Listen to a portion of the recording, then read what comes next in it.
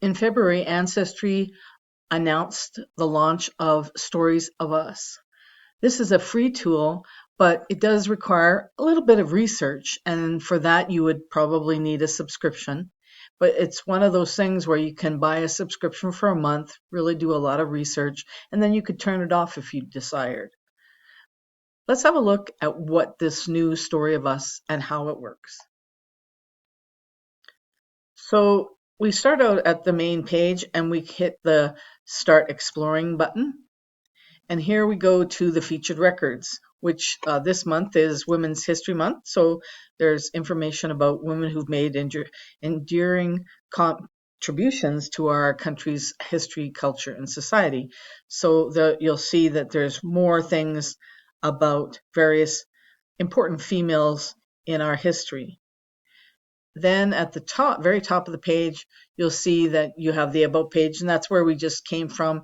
We're currently at the record gallery, and there also is a section called the 250 Stories, because really the story of us or the story of US is kind of a play on words or letters. And so there's in there, you'll find stories about famous US people. But what I want to go to is down here at the bottom, and there's the little map. So click that, and you'll see you get a map of the US.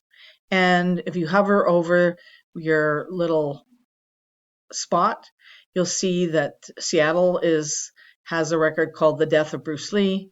Over here, San Francisco has Levi Strauss before jeans, and Las Vegas is Ziegfeld and Roy, a magical duo fit for Las Vegas. And so in each of these pin cases, there are stories about those individuals. So if we can go back one screen, you'll see there is another button, and it's called Categories. So if we have various categories. We have featured records, culture and heritage, innovations and innovators and visionaries, service and sacrifice, icons and influencers, labor and livelihood. So if we click on, say, for instance, culture and heritage, you'll see that this comes up, and the country seen through many eyes. Our collective stories is stronger with the breadth and diversity of the American experience. And so you'll see there's various stories that you can click through and explore. And if we go back one screen, we actually go back to the featured records. And so right at the top, and I'll just show you that, right at the top, you'll see Now Find Your Story. And that's where it really, I think, gets really kind of interesting. So click that button. And now these are stories that are more about your family. So even though I have, basically a Canadian genealogy, I do have one line that does go in the US. I just found it last year, so it's kind of interesting. And so these are mainly from that line. So it says, we found these stories by tracing back from the people and branches in your tree. So we have some notables, and these are famous people in history. They're not necessarily really direct line ancestors of mine. As you can see, Lucy Ware Webb Hayes, she's my fourth cousin 5 times removed, and she was the first lady. Also, there's Dorothea Lynn Dix. She's my third cousin 5 times removed, and she was a mental health advocate. So there are other stories, and in this case this is Solomon Jones. He's my third great-grandfather. He's one of the people that I just found last year after I explored my Jones line. And that's a separate story. I never had really dug into the Jones side of the family because I thought it was going to be too difficult to research, but I found out it was actually quite easy.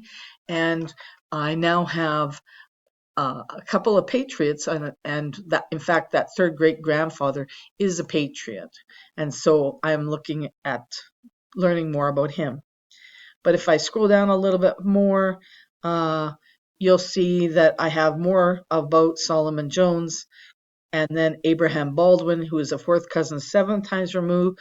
He's the Constitution signer. And then beside him, I have Heinrich Theodor Kottmann, and he's my second great grandfather. And he actually lived in Ontario and then ultimately Alberta. But he did come to the US or to Canada via the US. And so this is his story. And he went through Castle Gardens. So it's an immigration story. And you'll see it gives you a drawing just to get an idea of what it might have looked like.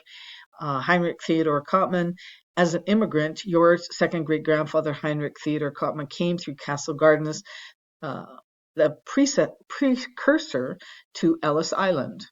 And then I can scroll over to the next button and it tells me more about that. And it says, this record shows that Castle Garden officials processed your second great grandfather arriving in America. And it is on this page that I can look at a little bit more closely. Oh, that's too close. But I'm not sure exactly if I can find them. Oh, there they are. And I think there's some other ones here, but anyways, you get the idea. And then if I close that, it goes on to say your second great grandfather departed from London on the ship California to start a new life in America. Like Ellis Island, a steady stream of newcomers like Heinrich Theodor flowed through Castle Gardens. Born in Germany, your second great grandfather listed England as a country of origin on his intake papers at Castle Garden. The vast majority of immigrants came from Germany and Ireland. Large numbers of English, Italian, and Russians also arrived, but only 3,000 Chinese immigrants came through Castle Garden. So it's giving me a little bit of history of Castle Garden. And then it says, at one newspaper recorded, the sparrows that fluttered about the rafters of Castle Garden saw laughter and smiles, but alas, the tears and grief-dried eyes, the sobs, and the hoarse chuckles of despair have not been wanting. So, and then it has a little link where you can click, why am I getting this story? But if we go over to the arrow, we can scroll over and it tells us that 9.6 million people passed through Castle Gardens in 35 years. And 1.7, the fraction of the nation's population in 1890 that came through Castle Garden. So 1 in 7 people came through Castle Garden. And then it goes on to give more of a history of Castle Garden. Once immigrants at Castle Garden had been registered, they were allowed to leave the building and start their new lives in America. This was kind of interesting because it says, as Europeans immigrants began arriving in New York City, city and state officials realized they needed to protect immigrants from thieves and others who preyed on them as they disembarked on the piers. Thanks to Castle Garden, your second great grandfather would have a safe place to arrive with immigrants inside and the thieves outside. And then I can go down a little bit more and I can read more about this. Because Castle Garden had been a stone rotundum used as a fort, there was no circulation of air. When Heinrich Theodor entered America on February 22nd, 1880, at the age of 32, he likely experienced crowded conditions and stale air. Unlike the later Ellis Island, where families were separated from one another, Castle Garden was much more accepting. Practically everyone was allowed to pass through, as Castle Garden was not very bureaucratic and was basically a safe place for immigrants to enter without being overtaken by swindlers at the piers. Because your second great grandfather came through Castle Garden, he likely avoided the difficulties many experienced at Ellis Island. So then we can go to the right and we can click the button once more and it says safe haven becomes dangerous. So at some point it says when immigrants entered the rotundum of the great building, they were likely overwhelmed by the sights, sounds, and the smells inside. I can imagine what the smells might have been with so many people going through at the same time and being, after being on a ship for so long. It then says, for many years, Castle Garden was a refuge for immigrants like Heinrich Theodor, but it later turned into a den of corruption when the government failed to keep up with the increasing number of arriving immigrants. New Yorkers, like the thieves of earlier years, began to wait outside Castle Gardens to take advantage of immigrants who didn't know the language, selling them train tickets for imaginary trips and giving them poor exchange rates for their foreign money. And then it says your second great grandfather likely had no idea the perils that waited outside unless he had a relative who he had gone through before. If not, Heinrich Theodor may have fallen victim to the exorbitant rates for boarding houses, rooms, and other scams, due in part to the mobs that besieged Castle Gardens and the passing of the Immigration Act of 1882, which required a new immigrant screening requirements that the facility simply couldn't handle. Castle Garden Immigrant Landing Depot was closed in 1890, and the famous Ellis Island Immigration Station opened in 1892. Even though it was lesser known than Ellis Island, Castle Garden served millions of immigrants who, like Heinrich Theodor, came to the United States seeking its promise. And from that point, at some point, he continued on to Ontario. And I'm not exactly sure why he went to Ontario. I don't know that he went to the Deep River area of Ontario, and I don't believe he knew anybody there. I haven't found any other family that lived there, but he did come with other family members that were on that ship's manifest. So some brother-in-laws and sisters came along on the boat at the same time, and they all went to Ontario. And so then at this point, I can now save this story to Heinrich Theodor's profile.